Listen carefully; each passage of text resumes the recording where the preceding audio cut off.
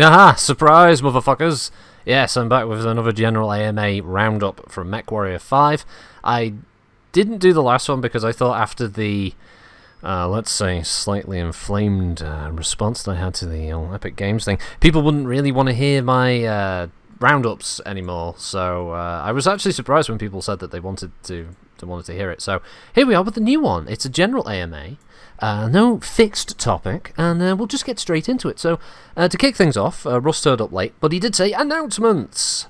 The first announcement was that the community pre-order, i.e. getting into the beta, has changed. It's now not a beta, it's now a demo. It will be released at the end of November, 26th. So, unfortunately, it has at least that part of it has been pushed back. It's still instant action. You still just pick your mechs, pick your enemies, difficulty, all the rest of it, pick a map, off you go, just kill shit. It's not going to be in-depth. There's no story elements to it. I think they said there's going to be a couple of scenarios, back and forth, but I don't think it's going to be particularly in-depth. It's not going to be showing you any of the core gameplay. Apparently they have a PR firm who are going to be doing their marketing, and the reason that the date for the beta, now demo, has been pushed back so far is for PR reasons, and there'll be a bit more of that later on. The next announcement was MW release party announcement. It's not MechCon, so if you are planning on going, don't expect to see what we saw in previous years with regards to MechCon. I would suggest bringing your own sandwiches and cheap crates of Stella Artois. It also coincides with apparently PGI being around for 20 whole finger-licking years. Fingers crossed that Russ gets wasted and tries to crowd surf. Tickets are apparently $25, and the reason they're not free, as they were originally intending, was mainly to ensure people who are going to come are actually going to come. So think of it as a down payment, because they will actually have food, but always have extra sarnies on hand. You can always be caught out, you see. Next big announcement thing, the final of the three, is Mech Lab changes. Again, apparently now you will be able to put small weapons into medium hardpoints, and presumably medium weapons into large hardpoints. I.e., if you have a medium laser and you want to put a small laser in there, you can. That's it, basically. Russ thinks it will add a bit more flexibility, since people didn't really like the announcements from the previous AMA, which I'm sure most people are up to date now with, but previously they did mention they did confirm it was going to be a very rigid mech lab. It was going to be hardpoint based, sized hardpoint based, and thus you wouldn't be able to really modify it a hell of a lot, which is great for me, because I don't modify them anyway, but for everyone else who does, 95% of the other players out there, yeah, it was a bit of a sticking point, so they've loosened it a little bit. So apparently we also heard something about a marketing push, and to be honest, like the rest of you around here, there haven't been any adverts, but he talked about it. The only new footage we've seen has been the sizzle reel for E3 as part of the Epic Game Store stuff. So anyway, the first question that came up was, will the game actually come out this year? It was a blinder of a question at the start. Answer, yes. Is there going to be a completely randomized game mode where there are no story missions at all? To cut this question short, will we have career mode from HBS Battletech? If you haven't played it, career mode is essentially, it's the whole map. You have a random start location, random selection of mechs and pilots, and you just picked where you wanted to go, and you just did missions. And that was it. Russ said there will not be any career mode. So basically, the first career story mode that you make, you better play that the whole time, because if you want to start fresh, you have to do the whole story campaign again. Also, Forges in the background. So that's that. Maybe something after launch, Russ said, but probably not. How can Mech Lab still work in only 8 weeks before the launch? When is game development locked? Apparently, Russ thought this was a good question.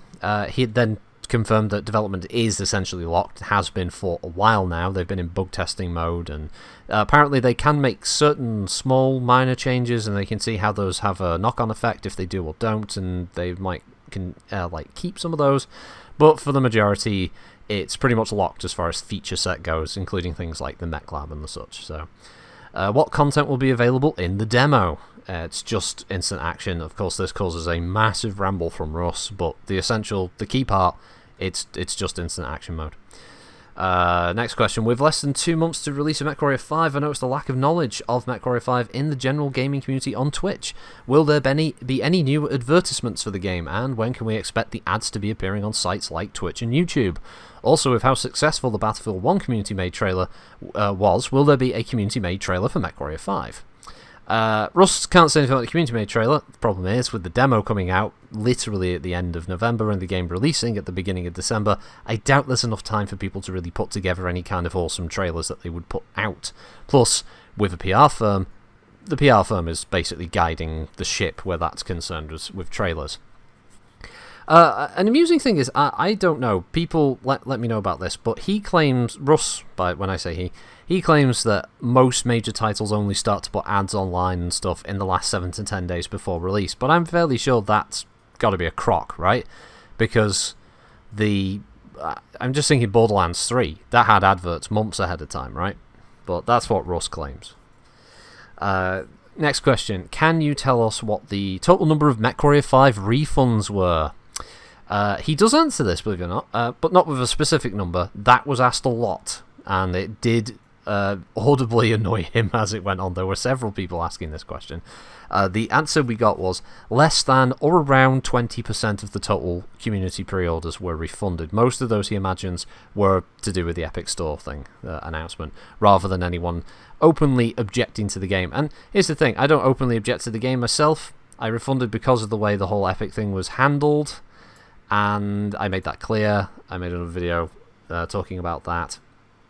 So that's that. So for those of us wanting that Dark Souls simulation style challenge for the end game, when we have a lance of the most beastly mechs available, will there still be missions that are going to severely challenge us? As in, can my group of friends and I still need to have to plan carefully to have a chance of success? Russ said they want it to be challenging still, but apparently the game, I think he's mentioned this past, there's a scalable difficulty setting based on whether it's you with bots, 2 players, 3 players, 4 players, and the difficulty scales up with that. He did state that he didn't want missions to just be the more players, the more enemies the game throws at you, but then he did also kind of say that that is one of the things it does, so I don't know what the other parts are going to be. Next one. What would you say has been the team's biggest hurdle that they've had so far, or crossed so far? He says there's a lot of them. He couldn't pick one, and then basically listed every part of the game. As a hurdle, he went from optimization to engine to storyline to AI. Basically, every part of it was a hurdle, which I found kind of funny. Oh yeah, someone asked a question about will MechWarrior 5 just be vaporware like Duke Nukem Forever, and that was clearly a prodding question just to get a response. He went off on a tangent. He started talking about, well, we were involved in Duke Nukem Forever at this stage, and it was only when Gearbox got hold of it, and this, that, and we did this, that, and the other. And you know what? I would actually sit down and listen to that as a story. That would be an interesting narrative, because you don't hear a lot about the backgrounds of controversial games that, controversy based on the amount of time it was in development. If Russ sat down and gave us a video where he just sort of showed us some of the Duke Nukem stuff they'd been working on, and talked a bit more about the background of it, that would actually be an interesting video. That would be kind of fun. He won't do it, of course, but... will the player be able to eject? No, you can't. Russ says the AI can, enemies and friendlies, but you will burn to death in your cockpit.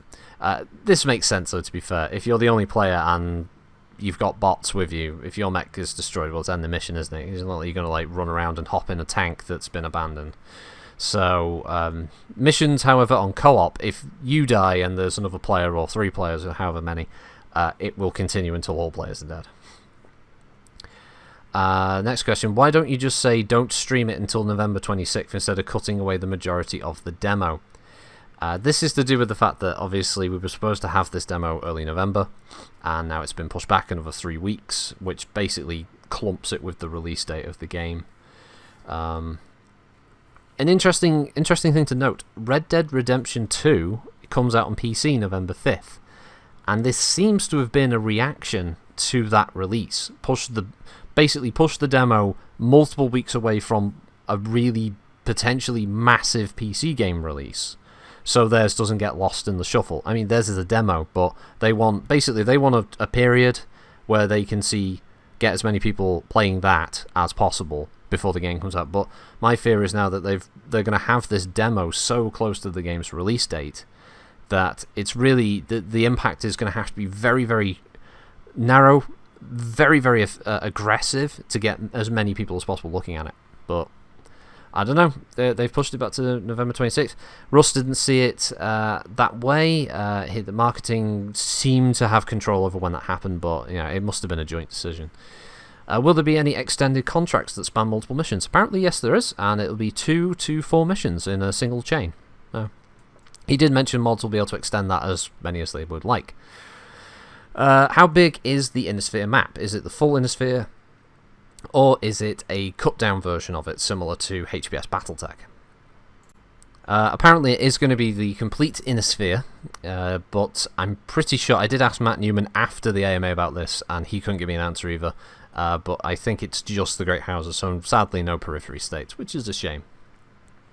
Apparently the way the map is going to be... It is the whole map of the Innisphere, at least, the Great Houses, but they're broken into clusters, which I think are also war zones. Basically, wherever there's a conflict happening, you travel to that, and there's a cluster of systems in there, and then that's what you can bop around doing contracts in. I think that's how it is. With no visual reference material, it's kind of hard to say.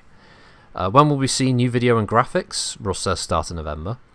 Will we see any new MechWarrior 5 posters? Again in November.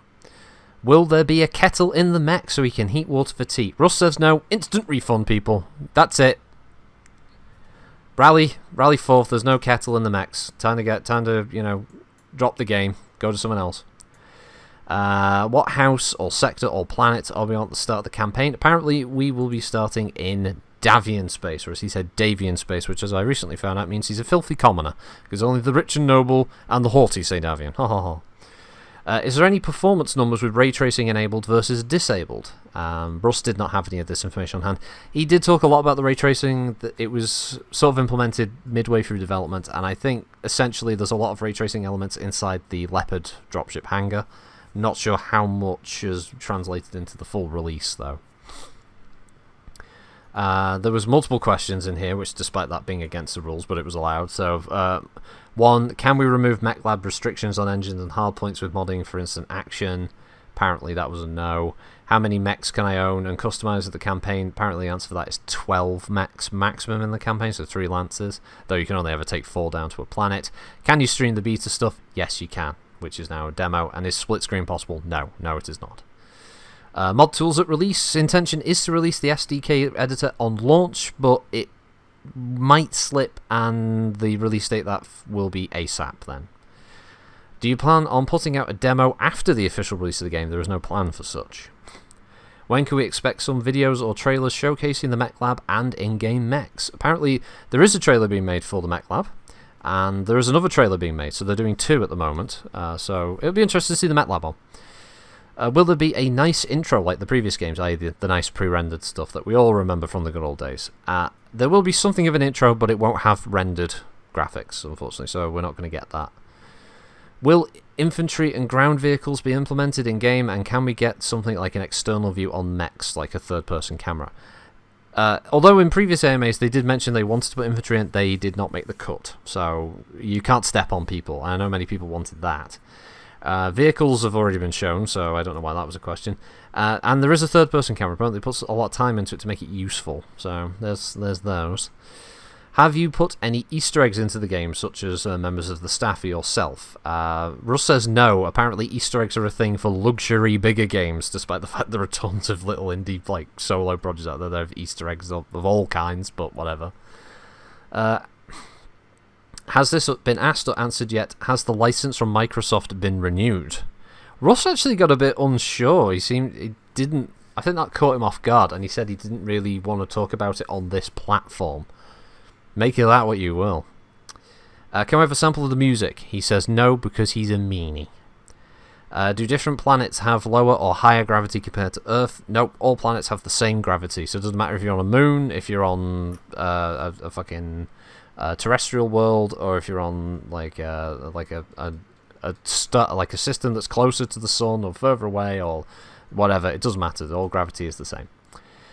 Is there time to complete mech repairs that we can speed up with C-bills? No. Although Russ did say repair times are not all equal, so he might be talking about some kind of split system where maybe components can be damaged and limbs can be damaged, and so I'm guessing the repair times for those will be different.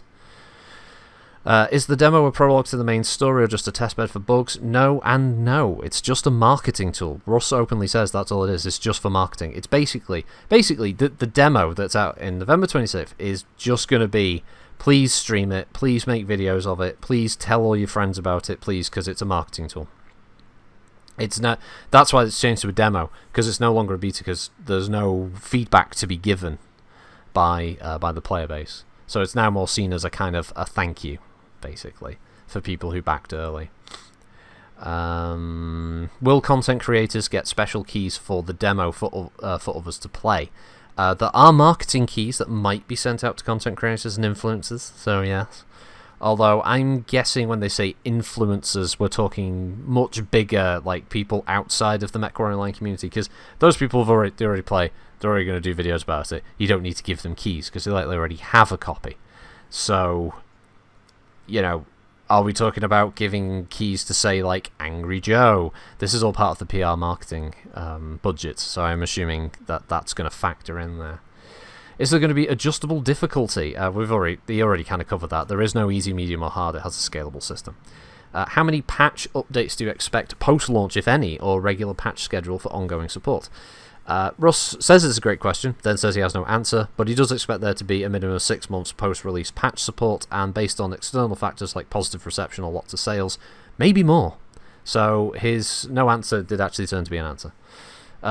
I asked, is Epic the PR department? Who's marketing for you? He said it's another company, didn't give an answer there. What lineup of mechs should we expect? Russ didn't obviously want to name everything. I think he just said everything in MechWarrior Online. Within the Inner Sphere? He said more than 50. So maybe clans. I suspect clans. I'm still putting money on clans being in it.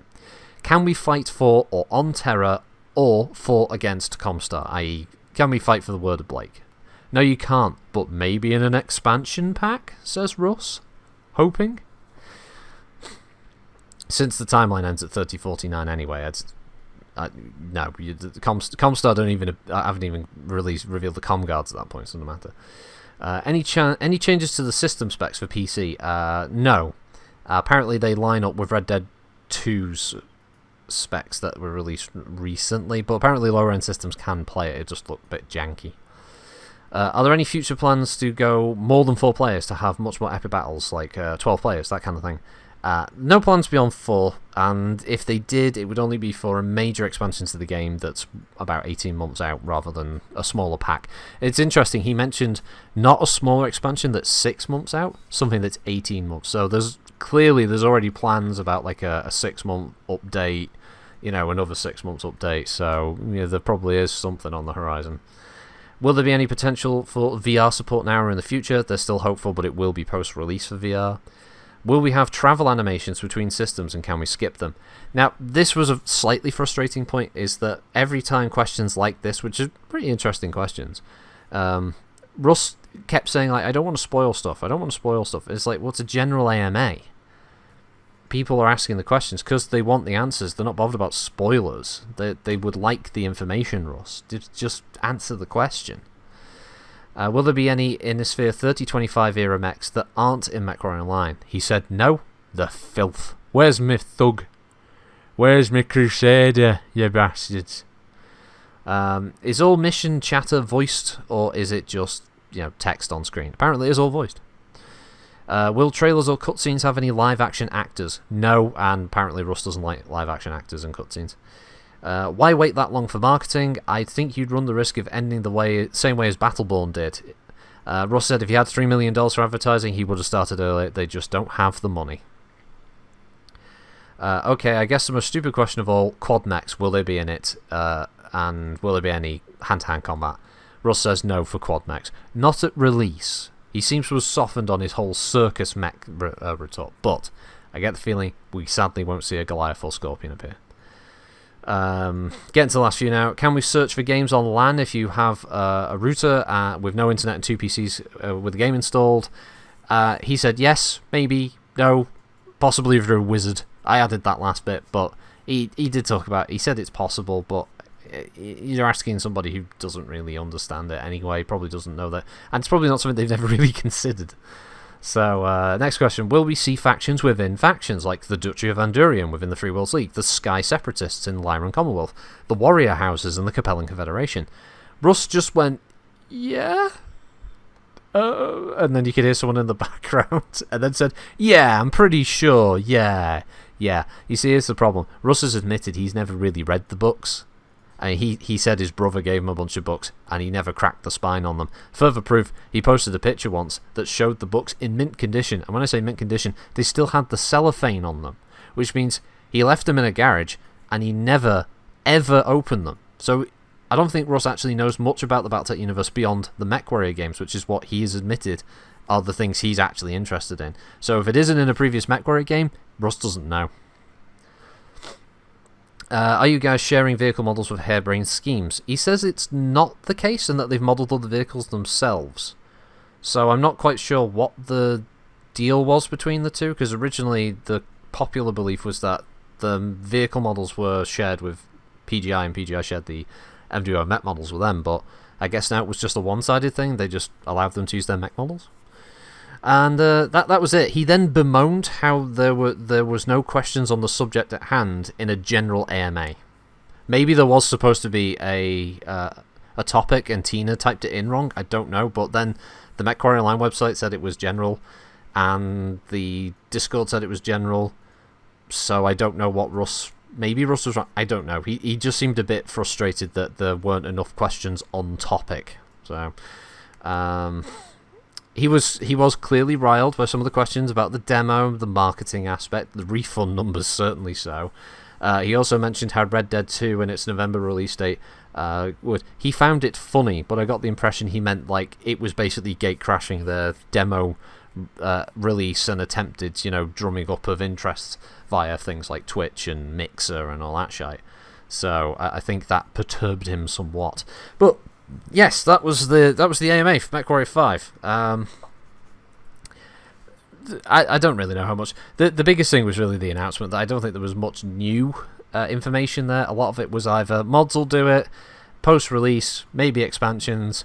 No, I have no idea. And yes, that was pretty much it. There isn't much to say at this point, because without any actual gameplay footage or trailers for people to go on, it's hard to ask questions that either haven't been asked before with the hopes of them slipping up and giving you more information, or just asking any more relevant questions, which is, I think, why people were starting to ask about the refund numbers and just out there questions, Some people were asking, can you have clans? Can you have clan support?